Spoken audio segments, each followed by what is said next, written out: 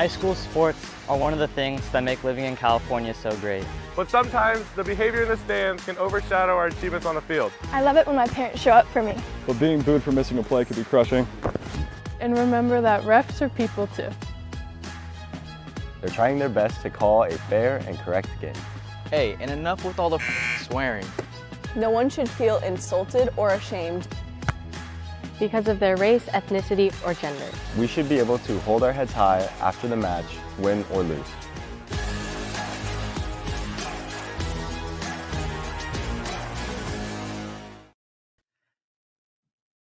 And welcome everyone to the Sportscenetv.net weekly prep sports live stream. I'm Anthony Serenana. Glad you could join us. And what a great podcast we have for you in store today. Joining me shortly, he's already jumped in the room here. We'll bring him in just a bit, is Josh Thompson of the Champion Newspapers. We are getting ready to, hit league play, and we really want to break down the area of the Chino Valley and some of the other local around teams, especially in the leagues that encompass the Chino Valley. And I know for sure one of them that I think Josh and I could definitely talk about and prognosticate possibly is the Damien Chino Hills game. And if you were at the Chino Hills game against Etiwanda, what a heartbreaker 2 weeks in a row. And Josh will be able to break that down. And then, of course, the Ayala Bulldogs, the Chino Cowboys, and the Don Lugo Conquistadors. But we're glad you could join us. I'm Anthony Serenana. And just in case you're wondering what we're doing, this is the Sportscenetv.net weekly prep sports live show. We do this every week, Wednesdays at 7 p.m. And make sure you check us out on our website, sportscenetv.net, for all the latest information and updates on Sports Scene TV. Also, you can follow us on Twitter and on Facebook at Sports Scene TV. And on YouTube, our channel is Sports Scene TV 1.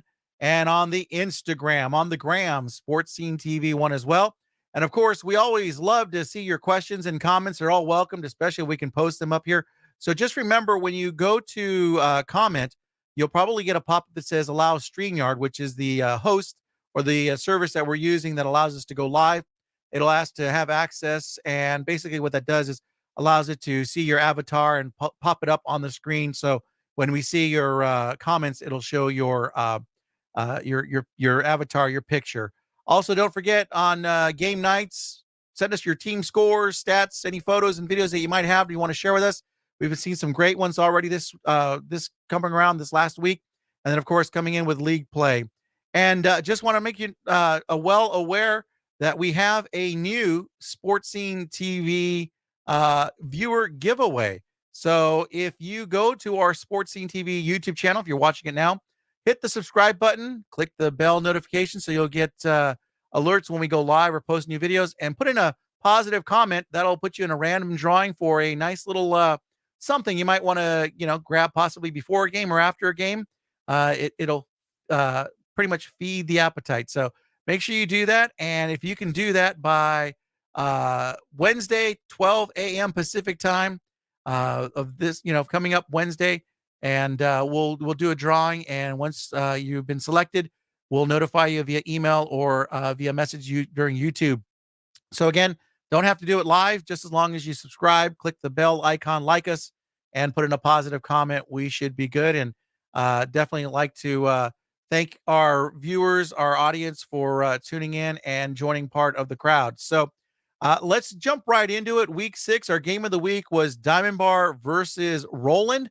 And then after that, we're going to go through scores and, of course, chat about that Etiwanda and Chino Hills game, which Josh is already joining us. So when we come back after the highlight package, we'll go through scores, bring in Josh, and we'll chat more about that. Again, 2 weeks in a row, heartbreak for the Chino Hills Huskies and Coach Kalen Johnson. And let's go ahead and take a look at the highlight package, and we'll jump right into week 6 right now. So here we go.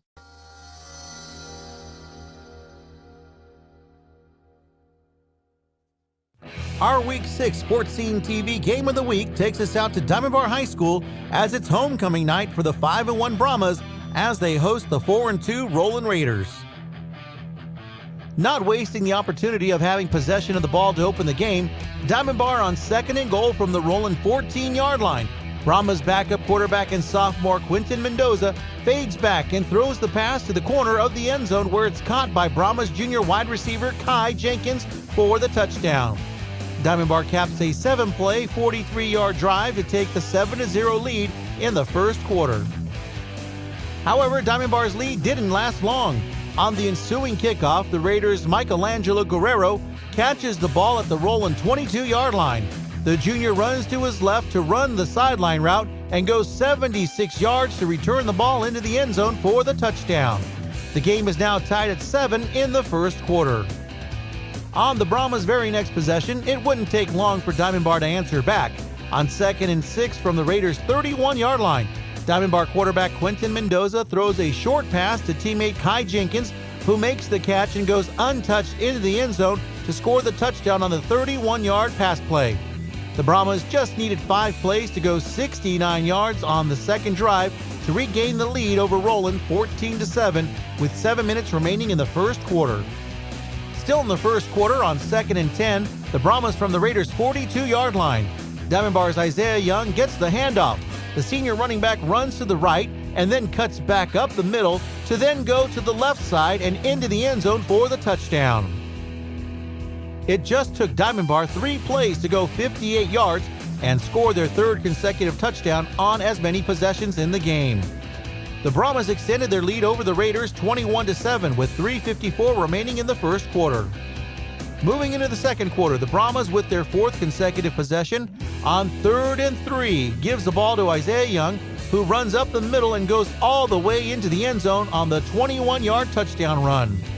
Diamond Bar leads Roland 28-7. Still in the second quarter, after an errant snap that moved the Raiders back to their own 41-yard line. On 3rd and 16, Roland quarterback Damian Arrieta from the shotgun fades back, and the freshman QB unloads this deep pass that's caught by teammate George Gonzalez. The wide receiver sprints into the end zone on the 59-yard pass play. Roland attempted the 2-point conversion but was unsuccessful. Diamond Bar leads Roland 28-13 with 6:31 remaining in the second quarter.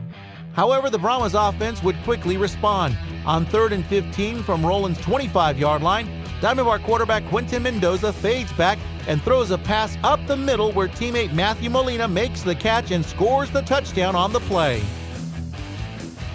Diamond Bar has now scored 5 consecutive times on 5 consecutive possessions. The Brahmas lead the Raiders 35-13 in the second quarter. Still in the second quarter, the Brahmas would intercept a rolling pass and capitalize on the turnover, as Diamond Bar quarterback Quinton Mendoza would go deep and perfectly place the ball into the arms of teammate Milo Medina for the 42-yard pass play. Diamond Bar goes into halftime with a 42-13 lead and went on to win the game 49-13 on homecoming night. The Brahmas quarterback Quinton Mendoza completed 11 of 14 for 182 yards passing and 4 touchdowns. Diamond Bar running back Isaiah Young led the team with 16 carries for 187 yards and 2 touchdowns. The Brahmas are now 6-1 and the Rolling Raiders are now 4-3.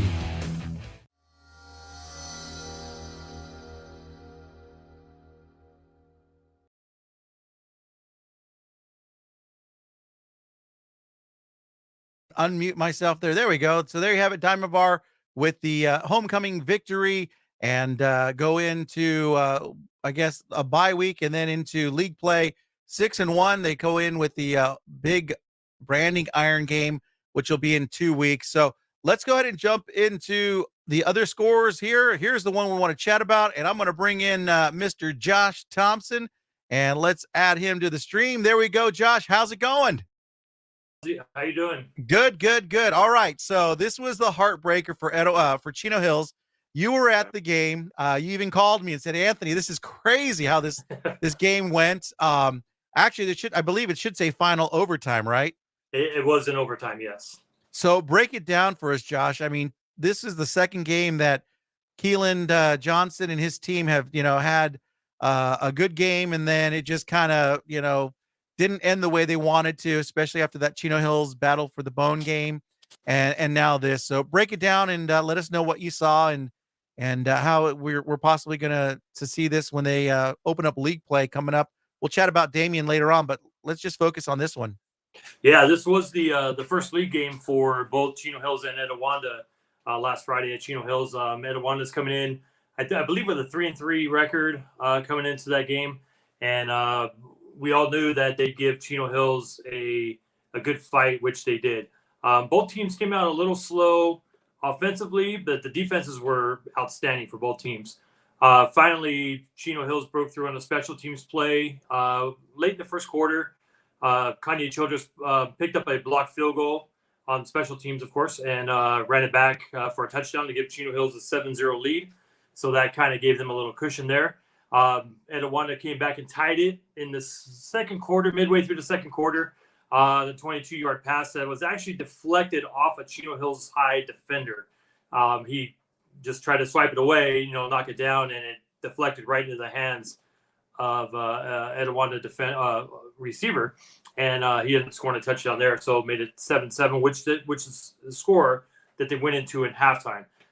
Finally, in the third quarter, Chino Hills got a nice play. Will Davis, who I think it was his first game for Chino Hills this year, caught a 75-yard pass. The pass was about 10, 15 yards, and then he sprinted the rest of the way to the end zone.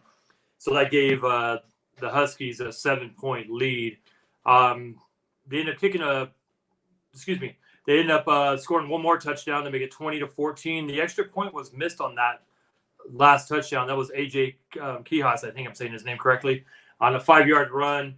That came one play after Chino Hills was called for running into the kicker on a field goal attempt. So that gave Chino Hills an extra play. They scored a play later, made it 20-7 at that point.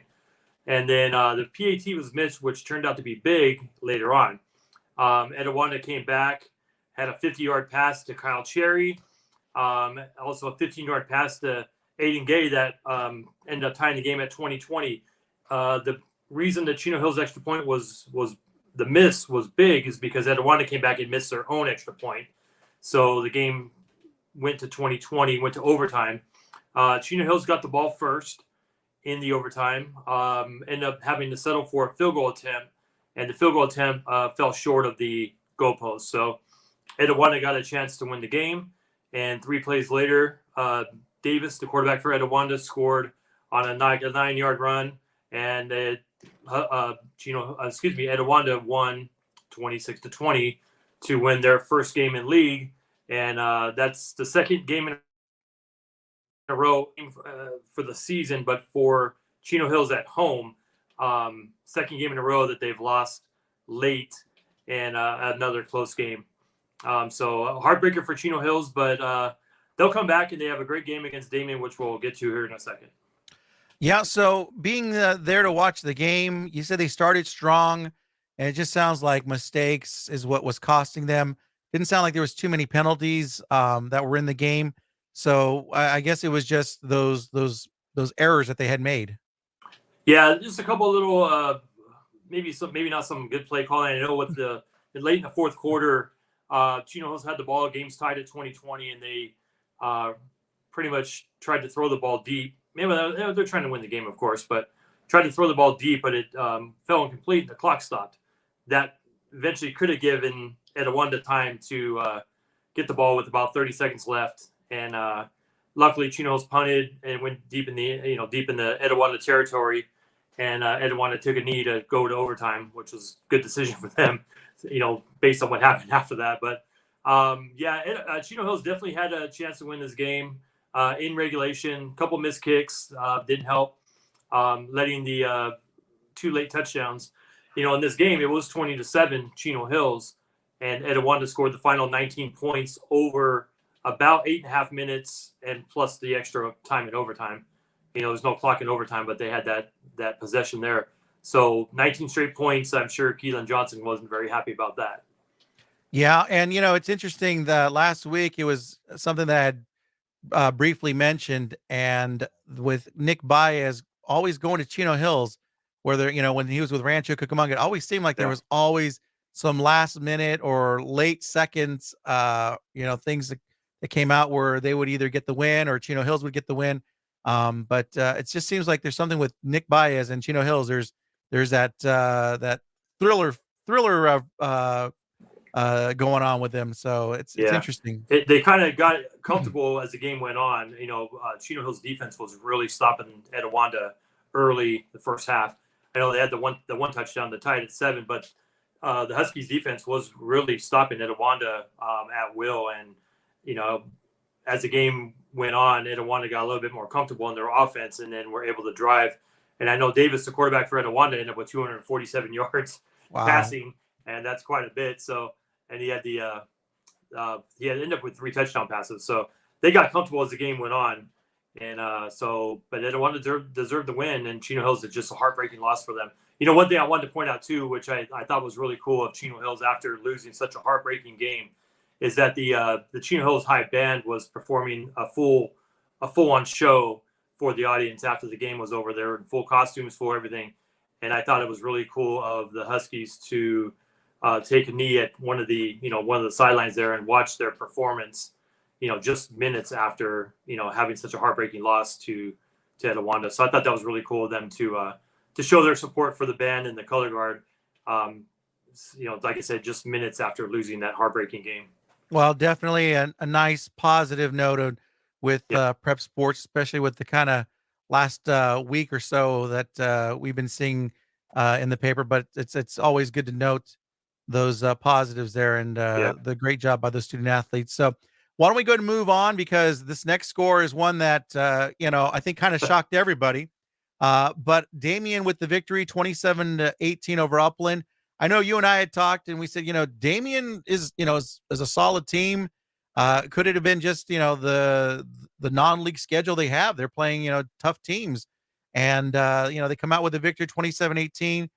And in the game, their running back, Aiden Gutierrez, 3 touchdowns, even had one as a 99-yard kickoff return. Yeah. Carried the ball 23 times, 115 total yards. So we definitely see where the offensive productivity is coming from that young man. But I mean, I know we'll chat more about it. But I mean, Chino Hills doesn't have an easier week this week either. I mean, that's just going to get tough.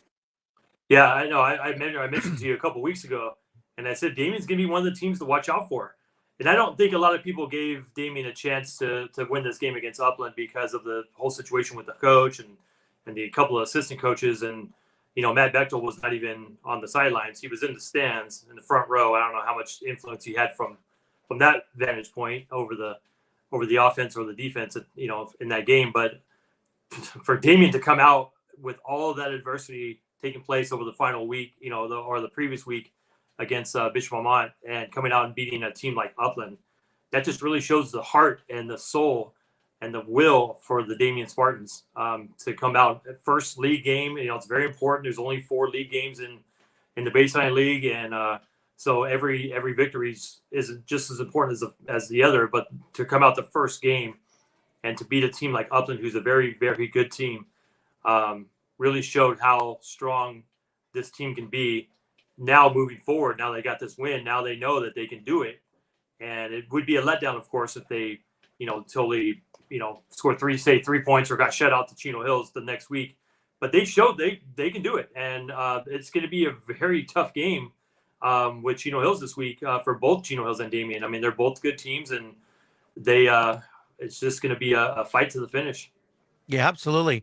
So let's move on to the next one as well. The scoreboard with Ayala coming back 56-33, the score. I figure if you think you're Glendora and you score 33 points, you might be sitting high. But boy, Ayala coming back with 56 points, a very high scoring game. In that game, it just seemed like the offense just for both sides kept pumping in, those touchdowns. But Ayala with the bye week, they're 6-1. I don't know if you had a chance to go to that game or not, but definitely the return of Brian Wilson for this one. Yeah, he definitely came back. He missed the Citrus Valley game the week before. That's the game that's, he said they're 6-1. That's the game that they did lose. But he came back, and he started off hot, hitting 2 quick passes for touchdowns to Dominic Galloway, one of his top receivers there. He's got quite a few receivers in his crew there. But he ended up with 305 yards, 4 touchdowns, no interceptions, which is good. I know he's been a little prone to some interceptions, and he knows that. But a QBR rating, I'm looking right here on the stats, of 160.4, which is just fantastic. 12 of 15 and the 4 touchdowns. I mean, Ayala's offense, it's very, very good. Alloway ended up with 143 yards on 4 catches. So he's averaging like 36 yards a catch. And, L'Italian Payne ended up with 99 yards on 5 catches. And Amico had 56 yards on 1 catch. Vince Garcia had 7 yards on 2 catches. So they're good. Then if you go on the running back side, Marquis Monroe, he had his best game since the first game of the season. He had 160 yards in this game against Glendora. That was his first game over 80. I think he had 83 yards was his other high, other than the first game of the season when he had like 213 in that game. So he came back and had a great game there. He had a couple touchdowns as well.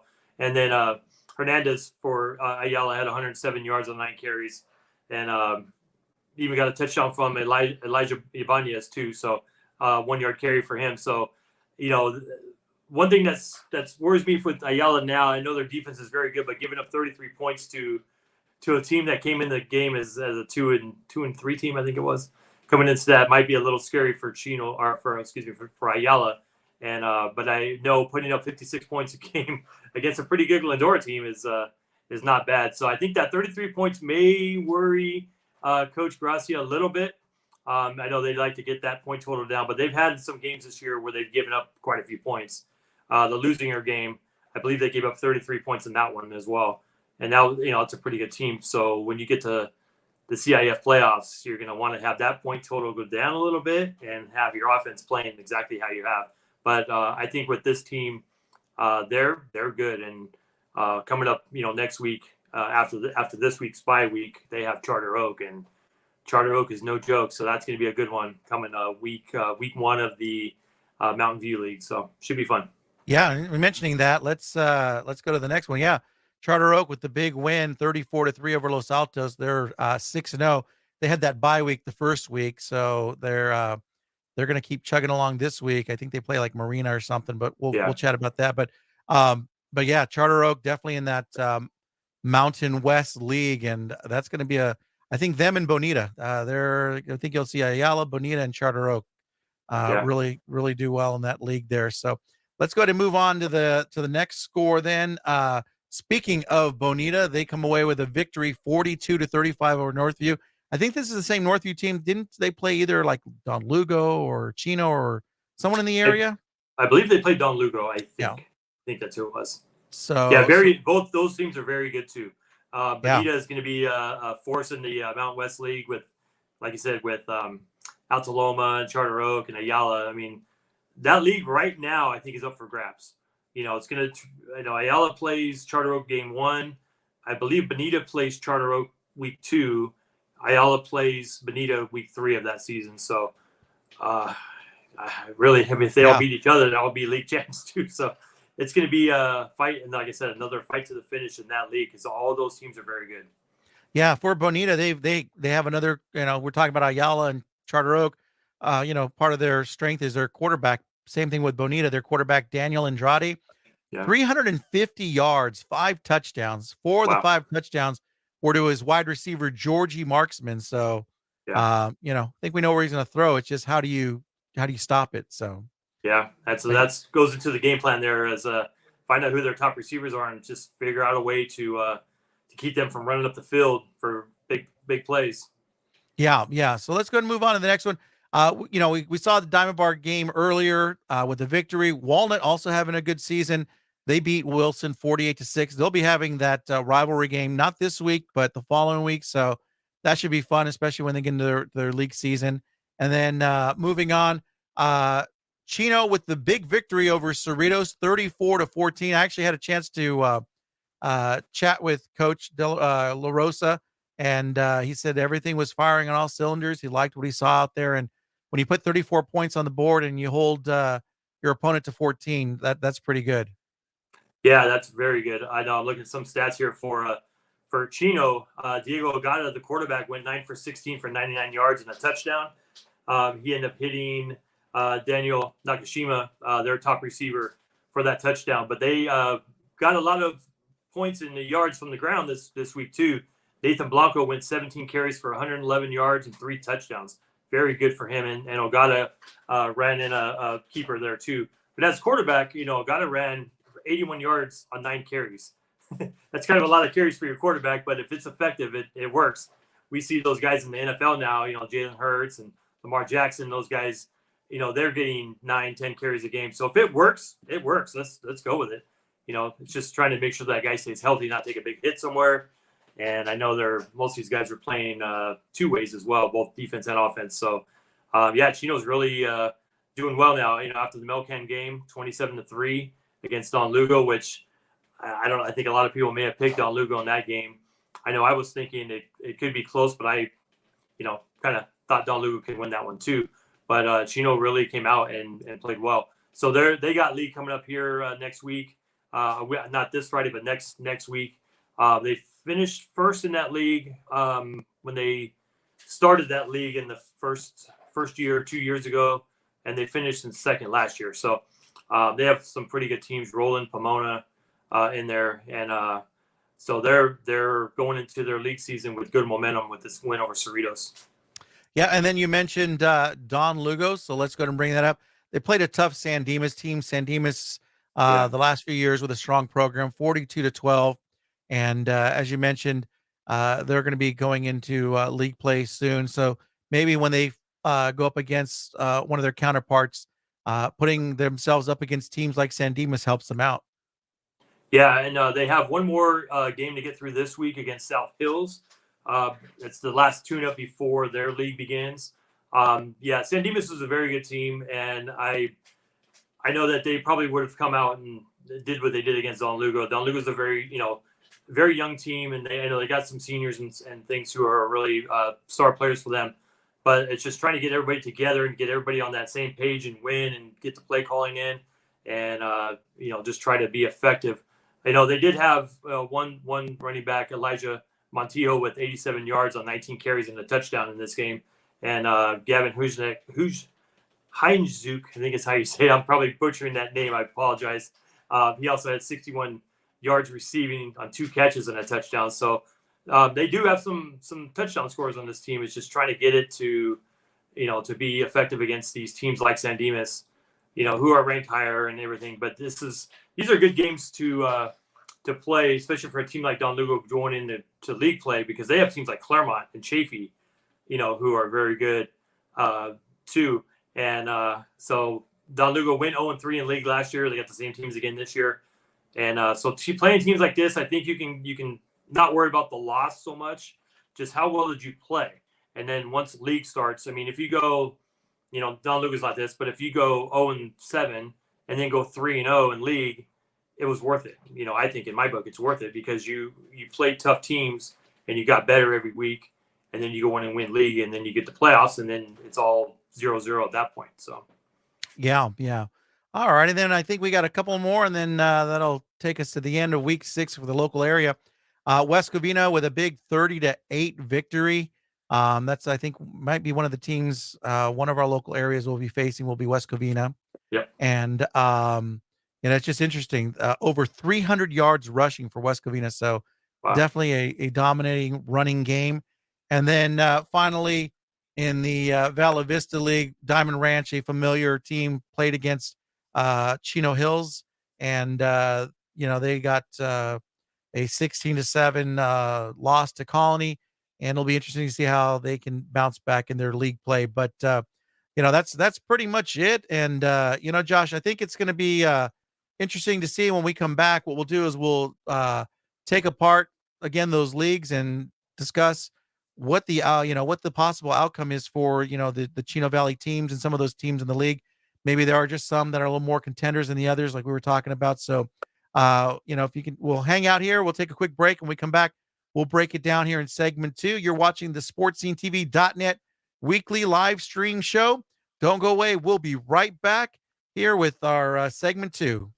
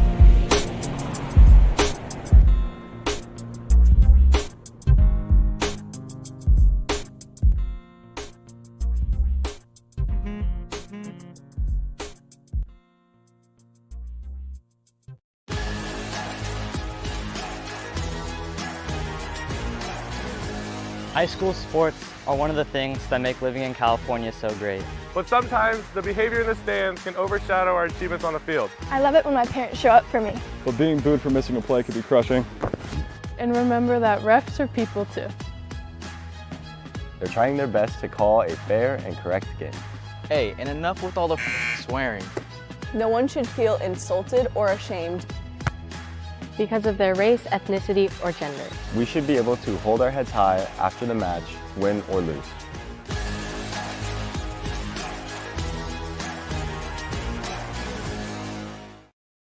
And welcome back, everyone, to the Sportscenetv.net weekly live stream show. And segment 2 here, we have Josh Thompson of the Champion newspaper. Josh, before we dive into things, give everyone an opportunity to know where they can locate you. I know you're on Twitter, Instagram, Facebook, Snapchat. What's the other one? Twitch. Yeah. But what? Yeah, go ahead and give us your handles there where we can follow you. Yeah, definitely. In print, we print every Saturday morning. That's when the public sees our paper. Get that in Chino and Chino Hills. On Twitter, we are at CH Champ Sports. And on Facebook, we are at facebook.com/champion newspaper. And on Instagram, you can find me at champion newspaper with the _ and Josh T. All right. So I'm sure it's not going to change anything about coverage, but I guess the news of the day today was Elon ready to buy Twitter once again. So that's what I hear. Yeah. So we'll see how that affects it. But let's chat, Josh, because we'll go back into the Mountain West League. Taking a look at my trusty Max Preps. You've got Charter Oak 6-0, Ayala 6-1, Bonita 5-2, and Alta Loma 4-3. And just taking a look at these numbers, I know a lot of people say, "Oh, what are the stats?" It's not, that's not important, but it kind of helps you break things and kind of to see how things may possibly look. Of course, that's why they still play the game. Anything can change, but I mean, just alone with Charter Oak, a 6-week, 6-game winning streak. That's 6 weeks. They've scored 214 total points. They've only allowed a total of 77. That's the least of anyone in that league that has allowed that. You look at stat leaders, you see passing wise, Bonita, though, comes in at top with, Daniel Andrade with 1,593 yards passing, almost 230 yards per game, 18 touchdowns, a quarterback rating of 100. And then you have Richie Munoz in second for Charter Oak. Then Brian Wilson in third. I mean, there's just a lot of talent going on in this league here. I mean, break it down for us and how that situates for Ayala as well. Yeah, it's gonna be a great Mountain West League season this year. With Charter Oak on their 6-game winning streak, Ayala had a 6-game winning streak as well. With the game they lost that 6-game winning streak, so they were 6-1. Charter Oak has one more game this week, and they're only 6 points behind Ayala for the league. There's 220, 214. Yeah, 6 points behind Ayala for the most points scored by a team in this league. Even though Bonita's right there at 217, but looking at Charter Oak, like you said, 77 points in 6 games is fantastic. So if you look at it on paper, just on paper, you'd have to favor Charter Oak, but Ayala's at home, so you got to give a little leeway there as well. So this game could come down to the wire. It's just going to be a fantastic game, both offensively and defensively, with the Charter Oak quarterback, with Wilson at Ayala, and the receivers from both teams. Both teams' defenses are just going to be fantastic. So this could be one of those games where it's either going to be I think at least, a real high-scoring game, or it could be one of those defensive games where it could be 14-10 or 10-7. We just don't know until they get out there and play. But this league is definitely wide open. Bonita's right there too. I think they play Ayala. I think it's on the last game. I think it's on a Thursday, the last week of the season. So playing one day less from the week before, you don't have all that time to prepare, but you can have one day less. So will that affect Ayala? Will that affect Bonita? We don't know. But I tell you, next week, I'm really looking forward to that Charter Oak Ayala game to see who is going to come out on top in this league. Because Ayala, I'd have to count it, but they're probably around the 20-game mark, maybe 15 to 20-game mark winning streak in league over the past few years, where they haven't lost a league game in quite a while. Of all those games that have taken place in the last few years that they've won, this will be the biggest test for them against Charter Oak. And Bonita's going to be right there the next week against Charter Oak. So Charter Oak's going to have two tough games right in a row to start league. And then Alta Loma, I mean, they're no joke either. They got a winning record. They scored more points than they have allowed. And so I think of all the leagues, this could be one of the most fun to watch.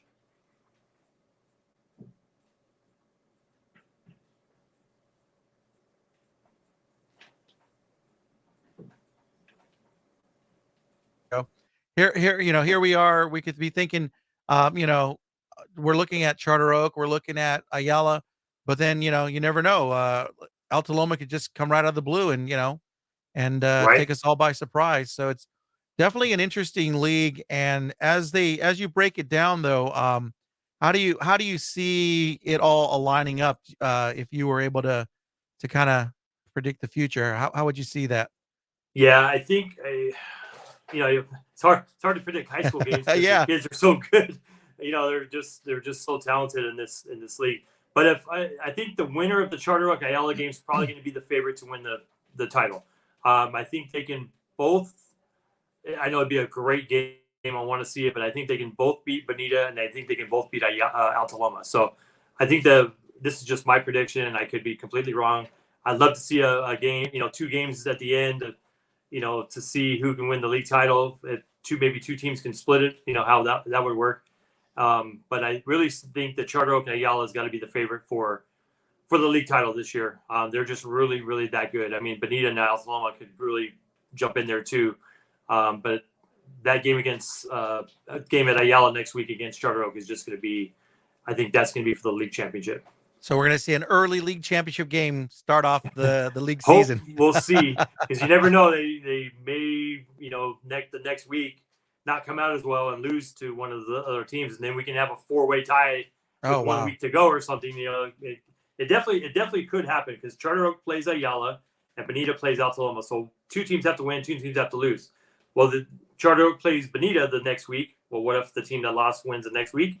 Ayala plays Alta Loma. What if they flip-flop wins? Going into the final week, we definitely could have a 4-way tie for first with with 1 week to go. Those teams are just that good.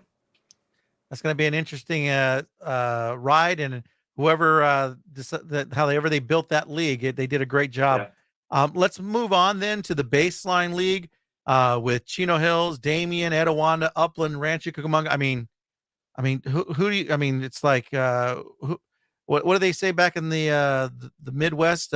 Pick your poison. Is it the witch or the warlock? I mean, either one, you're not going to get it's not going to be easy. But fascinating as it is, again, going back to Max Preps, and everyone says, it's more than the stats, but it's just interesting to see the team that has allowed the least amount of points is Chino Hills with 89 points allowed, almost 200 points they've scored. And, and they're in the, I guess, 3rd seed behind Damien and Etiwanda, but this is going to be another tough league as well. And it's just, a who's who. I mean, what do you see? Yeah. So, you're talking about the stats there with the points for. Chino Hills is number 1 in points for the season of all 5 teams. Yeah. And they're number 1 in defense with points allowed. So, and they're 0-1. So how do you figure that? But it does come down game by game, and we haven't even seen Rancho Cucamonga play yet. They had to bye this past week because every team's got to bye. One team's got to bye every week because of the 5 teams in the league, and Rancho Cucamonga is very, very good too. So Chino Hills is going to have to, if they really want to come out and win league, they have to win Damien. They have Rancho the next week, and then they have Upland. So I mean, it's just very crucial. Each game is just so crucial. But like I said, Etiwanda's now in the mix. They did beat Chino Hills. Upland lost to Damien, which Upland is a very good team. They can definitely come back and get some wins here too. So this could be a league as well where there's no real clear-cut favorite. But right now, I mean, just because of the victories from last week, Damien and Etiwanda have the edge because there's only 3 games left. And Chino Hills is going to have to go, possibly 3-1 to make the playoffs. They did it as a 2-2 team last year because if you remember last year, 3 of the teams were tied at 2-2 for second place, and all 3 got in. And we saw how Chino Hills did in the playoffs. So they got all the way to the semifinals. But this is definitely a league too. It's just a brutal schedule for everybody because there's no real clear-cut favorite. But like I said, Chino's number 1 in scoring offense, number 1 in scoring defense, and number 2 is Upland, and they're 0-1 as well. So yeah, it's just going to be each week is just going to be fun to watch, just like the Mountain West League too. It's just a league that's just got to be one of the best in Southern California as far as the talent being even and the teams as a whole being even as well. I mean, you look at quarterback rating and the max preps for the baseline league. Etiwanda's DeMarcus Davis, he's number one with 1,485 yards with a rating of 98. But then you have Mr. Fabian Vasquez with 1,255 yards and with a rating of 107. But then you go all the way down to number 5, and that's the Uplands Noah Sandoval, 608 yards, but he has a quarterback rating of 137. And then Jacob Chambers for Rancho, a rating of 142 with 4. I mean, it's just all over the place. It's like, what in the world? I mean, it's amazing. And then, of course, as you mentioned, Rancho's CJ Tiller, 1,082 yards. This baseline league it's going to be tough. Yeah, and Chino Hills did lose a player last week. I don't know how he's doing now, but Donnie Parrish, their starting running back, he's number 2 in the league in rushing yards. He got hurt a little early in that game, and I know that kind of hurt them against Etiwanda. So as long as his injury's not too bad, he can come back and play against Damien this week and do some damage because he's a very good running back. But like Ricky Allen at Upland too, with almost 600 yards, he's just a yard away from 600. That guy can run up the field all day long. He's very good, and he's got 3 touchdowns on the season as well. So again, the baseline league is up for grabs. It could go anywhere, any which way. A team that probably could win it could also go 0-4. You know, that's just really how good that league is. Chino Hills can win the league, Upland can win the league, and there's a possibility they can go 0-4. We just don't know yet because it's just such a balanced league that each week is just, it's almost like a playoff game for each team because any loss is going to hurt them. Yeah, I mean, that's what I was going to mention. It's like, is the big playoff implication game for Chino Hills this weekend again, or this, this week against Damien, or is it going to be against Rancho, or could it be against Upland? I mean, it's just, it's a who's who. Yeah, for them, it's probably going to be the Rancho game because win or lose, the Rancho game is going to make it. Could make or break it, depending, or I should say, no matter how they do it, Damien, the Rancho game is going to be the game because they'll either be 1-1 if they beat Damien, or they're going to be 0-2 after Damien, and so the Rancho game is going to be crucial either way because then you can either go 3-1 and get a little bit higher seed for the playoffs, or you have to go 2-2 to even have a chance to make the playoffs. So, yeah, it's going to be a good ride, good tough games for them. So hopefully we can, get them there. We can go cover some games, because covering those Chino Hills games last year in the playoffs were a lot of fun. They were making their run there. They were, tied for second in the baseline league and got all the way to the semifinals in Division 5. So, they played a few teams there. I got to cover all the playoff games, and it was fun. So I'm just hoping, being selfish, I hope they make it. Yeah, and that whole baseline league is just, it's stacked. So I mean, we're very fortunate that Mountain West League and now the baseline league. Let's go ahead and switch gears and go to the Sierra League. That's where the Chino Cowboys are at. And looking at that as well, you have some teams in here that are somewhat, I mean, they're above 500, I guess, except for Chino. But again, you look at the numbers. And Chino, scoring 112, but allowing 162. But you have the Rolling Raiders who just got their big loss against Diamond Bar, and they've scored 76 points, but allowed 200. So, I mean, it's maybe this one maybe is a little more up for grabs as well. I don't know. Yeah, definitely. It's I know Chino 2 years ago won this league. And they had a big game against Pomona. They were pretty much destroying the league at that point. Last year, Chino finished in second. But like you said, look at the standings here. These teams are even. 4-3, 3-4, 3-3, 4-3 going into the league next week. It's up for grabs. I think Chino's got good momentum there after the Cerritos win. They're starting to come together with their offense. I know when you say 162 points allowed, a lot of that too was early in the season. They ended up giving up 42 in their season opener. That was 6 games ago. So over 5 games, or actually 6 games, they've only given up 122 in 6 games. So that's about 20 points a game. So that's not too bad. So they definitely have a shot to win it. Roland's right there too. They're scoring a lot of points, but they do give up, quite a few points at 198. But Covina's right in the mix too. They're holding their defense to 117 points over 6 games. So they have a game this week against Claremont, who's a pretty good team. But yeah, another league that's up for grabs. You know, when they redid these leagues a couple of years ago, they decided to do the 4-team leagues to help give some of the lower teams a better chance to make the playoffs, trying to get them evenly matched against teams of their caliber. And I think, you know, we see the Mountain West, we see the Baseline, now we see the Sierra. You know, these teams are pretty well matched. I'm not a big fan of the 4-team leagues because I think it just goes too fast. You know, when you have, you know, week 6 of the season is week 1 of the league season, you have to play 5 games.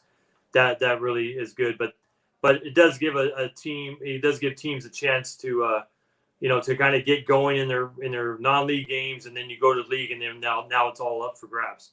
You know, like I said, if you go 0-7 your first 7 games, but you go 3-0 in your league, that's what this was designed for, to try to help some of those teams get to a playoff game, because that's a big deal for high school kids. I know I played high school sports, you know, back in the, you know, blah blah blah early 1990s, and it was so much fun to go to CIF. Whether you won or lost, it was just a great time to go and work hard and get to CIF. So I know why they're doing it, and I think it's good for these programs. All right, let's go ahead and shift gears. We're going to go to the San Antonio League with Don Lugo, but then again, you have a strong West Covina team that, you know, is putting up some major points recently. Claremont, Chaffee, you know, 4-2 Chaffee, you know, the Claremont Tigers, or I'm sorry, Chaffee's Tiger, the Claremont Wolfpack, only allowing 79 points to their opponents. Right. I mean, that's pretty darn good. And then you have, like we said, you know, West Covina and Don Lugo as well. Does this one seem to be a little more balanced out, where it may just come down to Chaffee, Claremont, and West Covina might be the dark horse, or the, you know, if they have a big game like they did last week against Baldwin Park? Yeah, that seems to be the favorite right now. Will be the Claremont Chaffee games. I know West Covina is pretty good too. They're putting up a lot of points. They're over 200 for 7 games, so, you know, almost 30 points a game. Don Lugo is the one team that I'd like to see, you know, be a little bit more consistent. I think, you know, when we look at their scores, you know, they played, I'm going to go back here and see, they played first game, played El Rancho, who's a decent team. Their old coach, Greg Sutledge, is a coach over there at El Rancho in Pico Rivera, and scored 10 points. Next week they played Alta Loma, and pretty good team, ended up scoring 20. They played Hawthorne the next week at home. Their home opener scored 40. I was at that game. That was a great game for Don Lugo. But then the next week after the bye week, they go play the Melcan, only scored 3. Yeah. That was disappointing. Then they played an 0-5 team and scored 45. Awesome. That's great. And then played San Dimas, who's a pretty decent team, you know, pretty good team, and they only scored 12. So a little inconsistent on that point. I know the one game I think was more disappointing than anything would be the Chino game. You know, maybe El Rancho was a favorite in that game. Alta Loma was a favorite in that game. But, you know, I kind of gave Don Lugo a little advantage in the game against Chino, because I was waiting for Chino to kind of go and explode. And I know with Coach LaRosa over there too, and Chino did. Chino exploded in that game, and Don Lugo didn't play very well. Had a lot of turnovers in that game that really hurt them, and only scored 3 points. But then they come back and score 45 the next week. So, you know, I'd like to see Don Lugo, you know, get back to where they were about 5-6 years ago. You know, getting to the CIF championship game, the year before, went to the semifinals, done a great game. I know they can do it. Rick Finch is a good coach. He's been around that program for a long time. It's just trying to get everyone together. I know the last year wasn't the greatest atmosphere for the coach, because Gano, you know, had some health issues. He had to step away, so they had a kind of an interim coach. And I think an offensive coordinator coach had also resigned like the week before the first game. I may be wrong on that, but I think it was right before the first week of the season. And so that didn't help either. But this year, I mean, they know how to score some points, and they got the players to do it. So, you know, I'm hoping this game this week against South Hills will, you know, kind of release the kinks there, and you know, maybe they can pull out a win and then get to league and maybe, you know, be the dark horse, like you said, and come out with some victories. Yeah. So, well, it'll be definitely interesting. It'll be fun. A lot of good action in the area. You know, while we're pretty much getting close to wrapping up here shortly, why don't we just go ahead and bring in than the upcoming games. Very light coming up. I got a lot of teams taking the bye week this week, getting ready for the big, league kickoff. But Marina 1-5 against Charter Oak, 6-0. So I mean, just even looking at record wise there, I think Charter Oak, unless something terrible happens, I think they're going to go 7-0. And Right. like you said, well, they'll face the Ayala Bulldogs the following week. But Charter Oak's just a freight train, and their quarterback. Oh my gosh, the arm that he has, it's amazing when you see the video. Yeah, it's going to be tell you when they play Ayala in the next week there, next Friday. It could be. I'm surprised that Prep Zone isn't televising that one, because that could be one of those games that could draw a lot of people to that game there. So like I said, Chino's against Damien as well this week. Going to be a very tough game for both teams. And those records again, those those don't reflect how they really are. Not at all. I mean, you have Chino Hills, who's very highly motivated, especially after those, 2 losses. They, that really is a good way to get them, pumped up. But then you have Damien again, who's using that adversity as well on their side, and came out against Upland and just, wow. I mean, blew everybody away. Yep. It's definitely, without Bechtel on the sidelines. I know they've kind of struggled with him, with him as head coach. He took over a couple years ago. But I think the win against Upland is going to motivate that team to just keep on going. And that's why I said too, Matt Bechtel's one of the, great coaches from the area. When he won this title at South Hills, this CIF title just a couple years ago before he went to Damien. And so he knows how to win. He knows how to motivate his players. And I think that win over Upland, even though he wasn't on the sideline for that one, he was in the stadium. But it's gonna be a tough one. It's gonna be good. Yeah, absolutely. And then let's take a look at Rancho against Etiwanda. So you have Nick Baez going up against his old program there, which again, these records are just not indicative of what we've seen on the field and how things can change. But do you think just Rancho, just overall with the tradition they have, just might be a little more powerful for the Etiwanda Eagles? Yeah, definitely. Rancho is one of the higher ranked teams in the valley. So they also had a bye week, so they had a chance to rest against Etiwanda. And Etiwanda had to play an overtime game against Chino Hills. So on paper, Rancho's probably the favorite on paper here. But the way Etiwanda played in their second half against Chino Hills last week, they were struggling in the first half. They had trouble moving the ball. They had a field goal blocked, but they really kind of found their own against a team that was the number 1 team in the Baseline League on defense, and were able to score 19 straight points against them. So I don't hold anything back against Etiwanda. I mean, they have a real shot to beat Rancho Cucamonga, but Rancho Cucamonga on paper is got to be the favorite in this one. Yeah.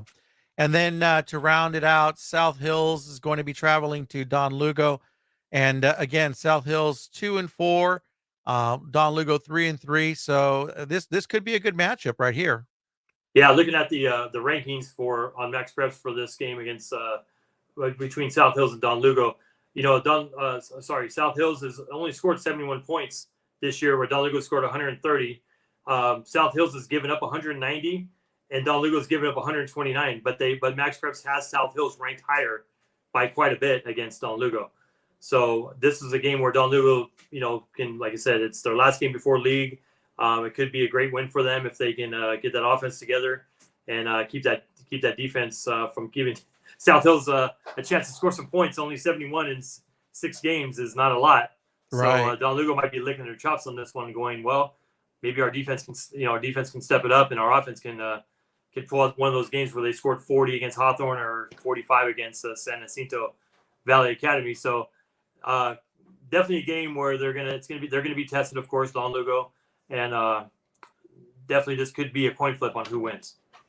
Yeah, absolutely. Absolutely. And getting a comment here from our buddy Brian Gillette.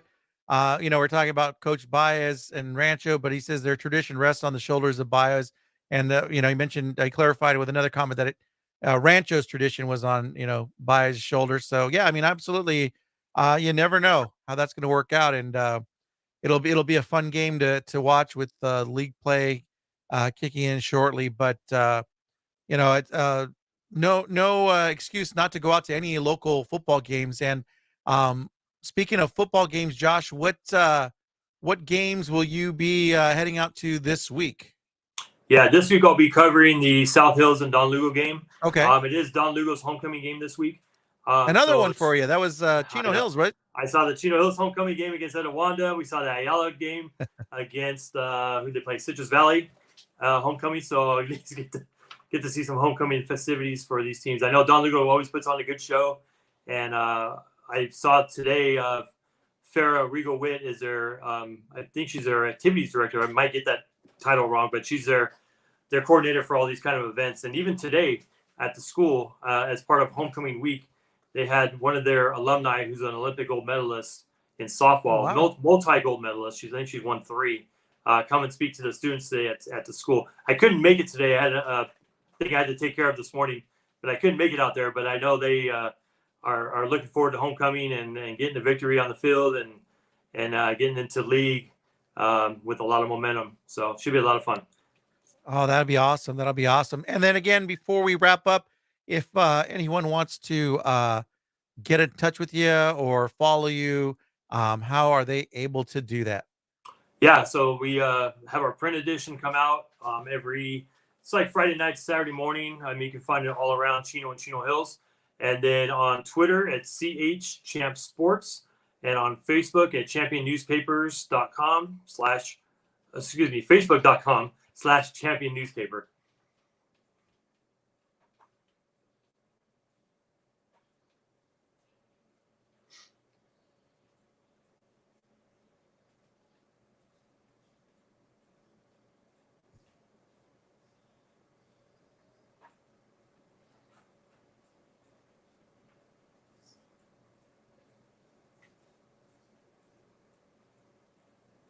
There we go. I was giving you all kinds of praise and nobody could hear it. Sorry, Josh. I was like, man, he was the best guy ever, but I don't want to have to repeat it all over again and waste time. No, I'm just kidding. Why not?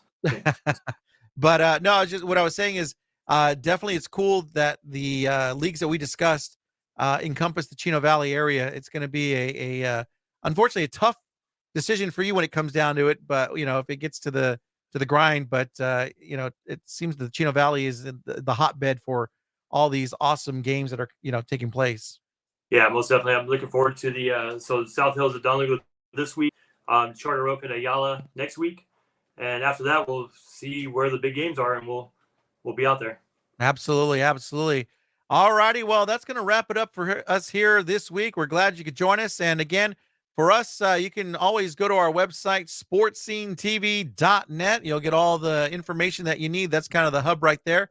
But if you want to join us on Twitter and Facebook, we're at SportsSceneTV. Get game updates and much more. Follow us there. And then we're on YouTube, SportsSceneTV1, where you can catch this live streams and all our video highlights as well. And then on the Instagram, on the gram, SportsSceneTV1 as well. And then, of course, for Friday Night Lights, you can always send us your team scores, stats, and photos and videos. Just tag us on SportsSceneTV1. And then, of course, don't forget, if you've been watching or you're watching the replay, gives you an opportunity to get a little Sports Scene TV viewer appreciation. All you have to do is subscribe on our YouTube channel, Sports Scene TV1. Click on the bell icon and then just drop us a comment. And if you can leave the comment before next Wednesday at midnight, you will be entered for a Sports Scene TV fan appreciation drawing, and a little something maybe you can do before a game or after a game, and all on us here at Sports Scene TV. So make sure you don't forget to do that. And we're glad you could join us and be part of the community. So for Josh, this is Anthony. Until next Wednesday, we'll see you out on the football field.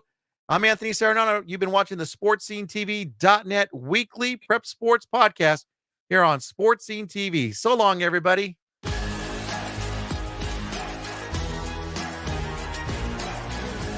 High school sports are one of the things that make living in California so great.